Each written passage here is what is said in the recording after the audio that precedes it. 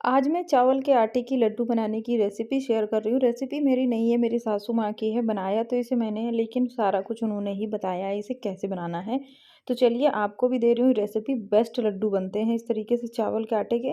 सबसे पहले तो चावल का आटा ले लिया है मैंने 2 किलो के लगभग, और अब हमें इसे घी में आटे को भूनना होता है। तो यहाँ पर मैंने 1 कप के जितना घी ले लिया है।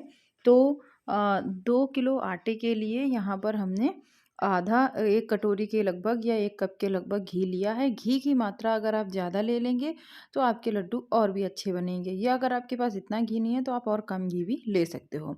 आप इसे 250 ग्राम आटे से या आधा किलो आटे से भी बना सकते हो। क्योंकि लड्डू होते हैं, सारे घर को खाना होता है, तो आटा थोड़ा ज़्यादा ही चाहिए, तभी पूरे परिवार के लिए बन पाते हैं। इसलिए ये सासू माँ ने घर में ही चावल का आटा, यानी कि चावल को धो के सुखा के फिर इसे गाँव में चक्की में पिसवा के ये एकदम ताज़ा-ताज़ा आटा तैयार किया है। आटे को जैसे हम नॉर्मल पंजीरी या हलवा बनाने के लिए आटा भूनते हैं, बिल्कुल उसी तरीके से हमें यहाँ पे चावल के आटे को भूनना है। जब तक इसमें हल्का सा कलर ना आ जाए, धीमी आंच में इसे भूनने में मुझे करीब-करीब 20-25 मिनट लग गए थे। धीमी आंच में अच्छी सी खुशबू आने तक भूनना होता है। चावल का आटा बहुत ही अच्छे से भुना होना चाहिए, तभी जो है इसके लड्डू अच्छे बनते हैं। हल्का सा गुलाबी सा कलर आ जाता है इसमें। अब आटे को हमें निकाल लेना है अलग बर्तन में ठंडा होने के लिए, क्योंकि ये अच्छे से भून चुका है। अगर आप कम मात्रा में ले रहे हैं तो ज़ाहिर-सी बात है आपका आटा जो है वो जल्दी भुन जाएगा, और आटे को धीमी आँच में भारी तले की कढ़ाई में ही आपको भूनना है। तो अब देखिए उसी कढ़ाई में हम बनाएँगे चाशनी। तो चाशनी बहुत सिंपल है। देखिए यहाँ पर हमने ले लिया है 1.5 कटोरा के लगभग पानी, और उतनी ही हम लेंगे यहाँ पे 1.5 कटोरा के लगभग ही शक्कर। तो आप मान के चलिए 2 किलो आटे में हमने 1 किलो के लगभग ली है चीनी, और उतना ही लगभग हमने पानी लिया हुआ है। पानी आप थोड़ा कम भी कर सकते हो। और अब इसे हमें अच्छे से पका लेना है। इसमें कोई तार वग़ैरह आपको नहीं लाना है इस चाशनी में, बस आपको जैसे इसमें उबाल आ जाए, उसके बाद आप इसे 3-4 मिनट तक मीडियम फ्लेम में पका लेना। ये बस चिपचिपी हो जाए, उतना हमें इसे रखना है। पानी जैसी भी नहीं होनी चाहिए, इसलिए जितनी शक्कर की मात्रा है उतना ही आप पानी डालिएगा, किसी बर्तन से नाप के डालना। अब देखिए चावल का आटा हमने निकाल लिया था, अलग रखा है। अब ये जो चाशनी है इसे एक अलग बर्तन में निकाल लिया है। दोनों चीज़ों को हम ठंडा होने देंगे। पूरी तरीके से ठंडे हो जाएँ, इन्हें आप 2-4 घंटे के लिए छोड़ दीजिए, कोई दूसरा काम कर लीजिए, फिर बाद में आप इनको कभी भी बना सकते हो। तो अब यहाँ पर आटा ठंडा है, आटे में घी का देखिए, घी अच्छे से पड़ा है, इसलिए जो आटा है इसमें मॉइस्चर अच्छा है। आप चाहे तो इस स्टेज पे घी और डाल सकते हो मेल्ट करके। अब इसमें जाएगा नारियल। वैसे तो आप इसमें कोई भी ड्राई फ्रूट, काजू, बादाम, किशमिश या दूसरे कोई भी ड्राई फ्रूट आप अपनी पसंद के डाल सकते हो।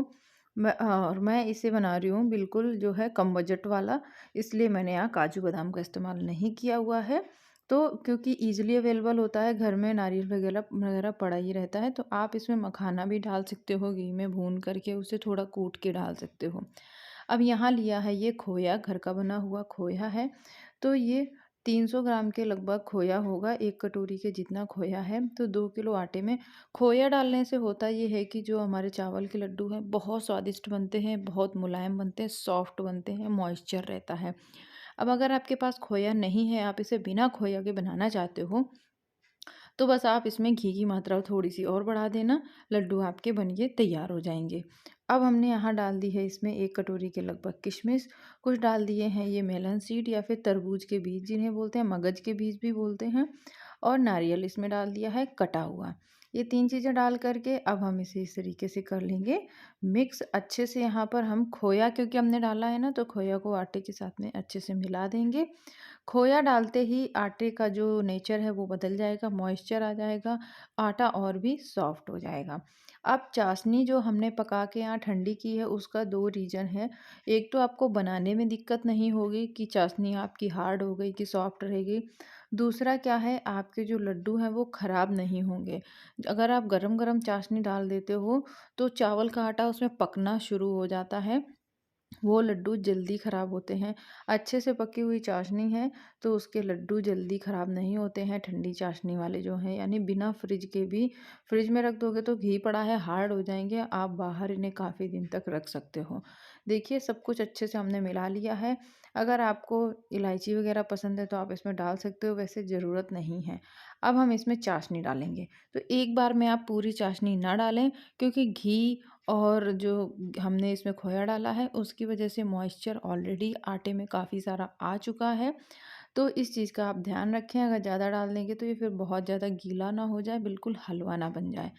दूसरी चीज़ एक और, इसको ज़्यादा सूखा भी नहीं रखना है, क्योंकि चावल का आटा होता है, ड्राई होता है और सोक करता है। धीरे-धीरे जैसे आप देखोगे, जैसे लड्डू बना के रखोगे पहले वो गीला लगेगा और 5 मिनट बाद, 10 मिनट बाद, आधे घंटे बाद देखोगे वो लड्डू सूखता चला जाता है, क्योंकि चावल का आटा मॉइस्चर अब्ज़ॉर्ब करता है, नमी सोख लेता है। आप सब जानते हो चावल कितना पानी सोखते हैं। तो बस उस चीज़ को ध्यान में रखते हुए हमें यहाँ पे अच्छे से इसे मिलाना है दोनों हाथ से। देखिए हमने इस तरीके का मिक्सचर तैयार किया हुआ है। तो बस ऐसा ही चाहिए। ये जो मिक्सचर है बिल्कुल परफेक्ट है। लड्डू बनाने में कोई मेहनत नहीं करनी पड़ रही है और ये खाने में भी मुलायम लगेंगे और जो है थोड़ी देर बाद ये अच्छे से सेट भी हो जाएँगे।